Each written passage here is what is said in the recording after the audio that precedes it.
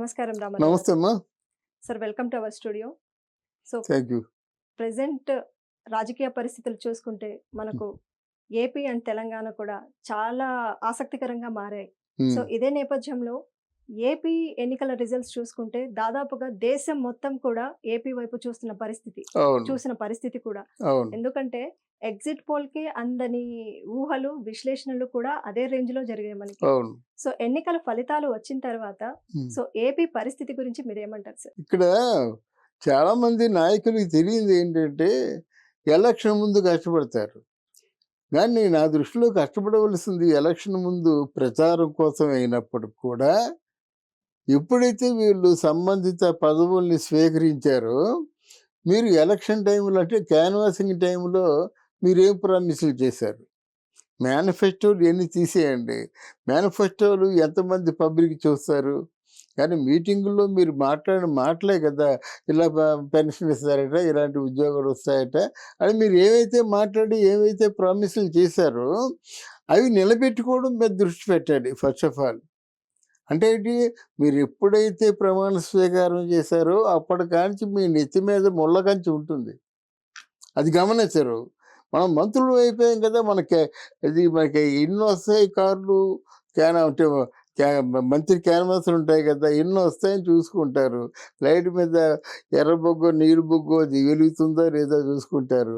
అంతకుముందేంటి ఉన్న ఇల్లు కంటే ఒక విల్లాలో ఉండడం కోసం చూసుకుంటారు తప్ప, అసలు ప్రజలకిచ్చిన మాటను చూసుకోరు.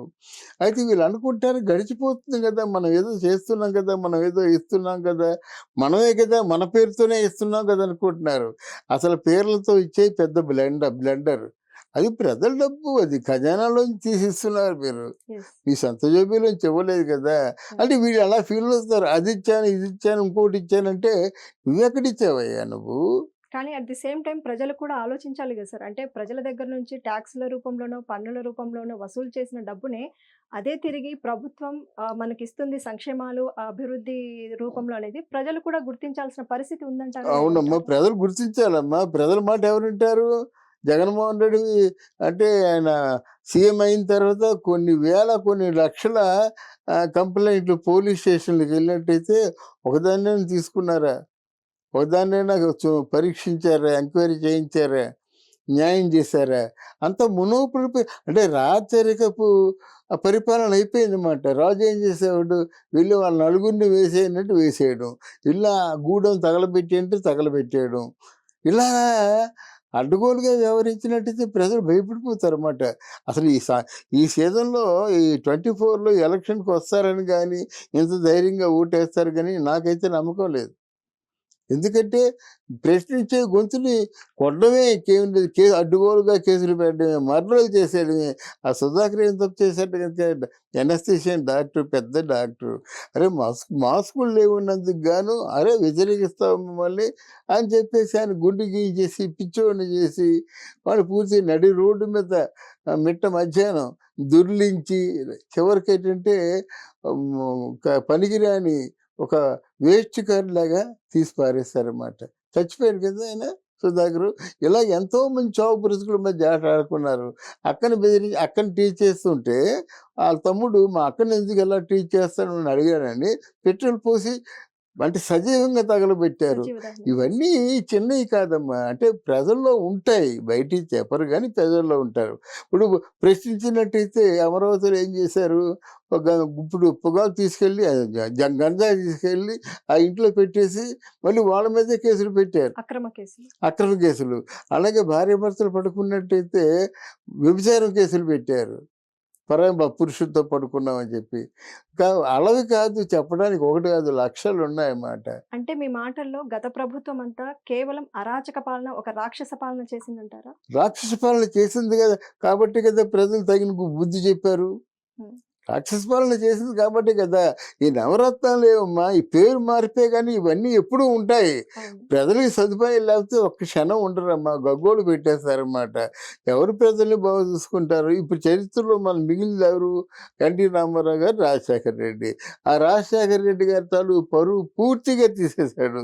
అయితే మిగతా వాళ్ళు ఆహ్, ముఖ్యమంత్రులు మంచోళ్ళు కాదంటే ఈ సంయుక్త రాష్ట్రాలకి మొదటి ముఖ్యమంత్రిగా ఉన్న టంగుటూరి ప్రకాశం పంతులు గారు బ్రిటిష్ వాళ్ళు అంటే ఆమ్, ఇది ఫైర్ ఓపెన్ చేసినప్పుడు అక్కడే కాలుస్తారా ఇక్కడ కాల్చారని గుండె చూపించిన టంగుటూరి ప్రకాశం పంతులు గారు చివరి రోజుల్లో భోజనానికి కూడా కరువు అయిపోయి కట్టు బట్టలకు కరువు అయిపోయి చాలా దయనీయంగా చచ్చిపోయారు అన్నమాట. ఇట్లాంటి టంగుటూరి ప్రకాశం పంతులు గారు, పుచ్చలపల్లి సుందరి లాంటి వాళ్ళకు 50 ఎకరాలు 100 ఎకరాల ల్యాండ్ ఉండేది. ఈ ల్యాండ్ అంతా కేవలం ప్రజల కోసం అమ్మేసుకున్నారన్నమాట. ఆ రోజుల్లో రాజకీయాల్లో నిలబడినట్టితే ఉన్న ఆస్తులు పోయాయి. ఈరోజు రాజకీయాల్లో పెట్టుబడి పెడితే 10 ఆస్తులు వస్తాయి. ఏ బ్యాంకు కూడా ఇవ్వని వడ్డీ వస్తుంది.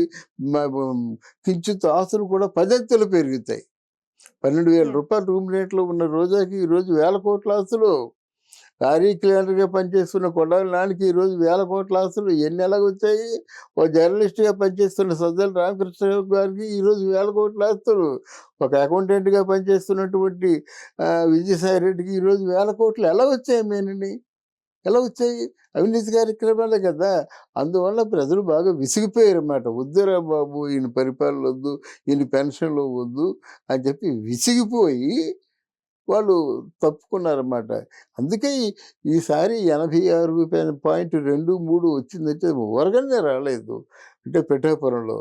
మిగతా చోట 82% పోలయ్యాయి మాట. అంటే దేశం అంతా కూడా ఇలాగే ఉందని అనుకోవాలి మనకి. అంటే మనం వెళ్ళాలి, మన ఓటుతో బుద్ధి చెప్పాలి అనేటువంటి ఆలోచన అందరిలోనూ వచ్చిందన్నమాట. కొత్త ప్రభుత్వం ఏర్పడింది. Yes sir. ప్రస్తుత పరిస్థితి మనకు చూసుకుంటే హ్మ్. మామూలుగా రాజకీయ నాయకులు రాజకీయం చేస్తారు అని హ్మ్. అనుకుంటారు. కానీ ఇప్పుడు ప్రజలు అసలైన రాజకీయం చేసిన పరిస్థితులంటారా? ప్రజలు రాజకీయం చేయడం ఏం లేదు. మా రోడ్లు బాగు చేయండి అంటారు. తప్పా? రోడ్లలో వెహికల్స్ పడిపోతున్నాయమ్మా. మా హ్మ్. రోడ్లు బాగు చేయండి అనడం తప్పు కదా! తప్పు కాదు కదా! మాకు విద్య, వైద్యం 2 కావాలంటారు. తప్పు కదా! వీళ్ళేమో ప్రధాన ఇది ఆహ్, అంటే ప్రాథమిక వైద్యశాలలు పెట్టారు. అయితే ప్రాథమిక వైద్యశాలలు అంటే బోర్డు పెట్టగానే సరికాదు కదా! అందులో ఒక డాక్టర్ ఉండాలా, ఒక కాంపౌండర్ ఉండాలా, ఒక అవును. అసిస్టెంట్ ఉండాలా, ముఖ్యంగా మందులుండాలా. అవును. ఏవి లేకపోతే తనేం చేస్తాడు? అందులో రావడం మానేశాడు. ఏదో ఇచ్చిన జీతం ఆయనకి అకౌంట్‌లోకి వెళ్ళిపోతుంది. రావడం మానేశాడు. అలాగే అన్ని శాఖలు అలాగే తయారయ్యాయన్నమాట. ఇప్పుడు ఆర్థిక శాఖకి ఎంత ప్రాముఖ్యత ఉంటుంది? ఆ బుగ్గన రాజేందర్ రెడ్డి ఆయన కేవలం ఆ బడ్జెట్ ఎప్పుడైతే ప్రవేశపెడతారో అప్పుడే చిన్న పెట్టి చంకలో పెట్టుకొని వస్తాడు. తర్వాత కనిపించడు. హ్మ్. ఇలాంటి దారుణమైనటువంటి పరిస్థితులు ఏర్పడ్డాయి. ఎవరో హోమ్ మినిస్టర్ అంటారు. ఆ హోమ్ మినిస్టర్ కనిపించడు. అంతా సజ్జల రామకృష్ణారెడ్డి. సకల శాఖలు కూడా సజ్జల రామకృష్ణారెడ్డి. సజ్జల రామకృష్ణ ఈ Reddy is nothing but the mouthpiece of Jaganmohan Reddy. అది మనం గమనించాలన్నమాట. Yes sir. అదే స్థితిలో చూసుకుంటే వైఎస్ జగన్మోహన్ రెడ్డి గారు ఇంత ఘోర పరాజయం చెందడానికి ముఖ్యమైన కారణాలు ఎవరంటారు? ముఖ్యమైన కారణం అక్కడి నుంచి చూద్దాం. నగిరి నుంచి ఎవరమ్మా రోజా? ఎవరమ్మా రోజా? ₹12,000 రెంట్ గదిలో ఉండేది. ఈరోజు 10, 12 కార్లు, ఇక్కడ 10 విల్లాలు. మద్రాసులో బిల్డింగు, నగరంలో బిల్డింగు, హైదరాబాద్‌లో అంటే బిల్డింగు. ఇవన్నీ ఆమె రాజకీయాల్లోకి వచ్చిన తర్వాతే అంతే సంపాదించిందంటారా? కదా మరి. నీ రాజకీయాల్లోకి వచ్చిన తర్వాత కాదు. జగన్మోహన్ రెడ్డి తాలూకు ఆ పరిపాలనలోనూ మంత్రి అయిన తర్వాత, అంతకుముందు ఆయన తాలూకు వైభవం, ఆయన తాలూకు ప్రాపకం అంతా జగన్మోహన్ రెడ్డిని అతి దగ్గరగా ఉన్నటువంటి వ్యక్తుల్లో ఒకరు మన రజనీ గారు. రెండో వాళ్ళు విడుదల రజనీ మాట. విడుదల రజని. వాళ్ళ మధ్య ఉన్నటువంటి ప్రేమ, అభిమానాలు ఏవైనా కావచ్చు గానీ నలుగురిలో చెడు మాట్లాడకూడదు. చెడు చెడు అనిపించుకోకూడదు మాట. వీళ్ళు పుష్కలంగా అనిపించుకున్నారు వీళ్ళు.